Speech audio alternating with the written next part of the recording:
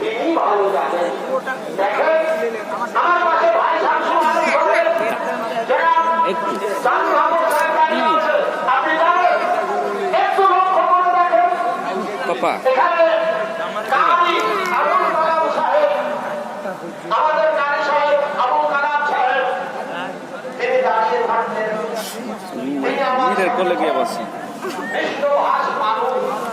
ধার করে ছেলে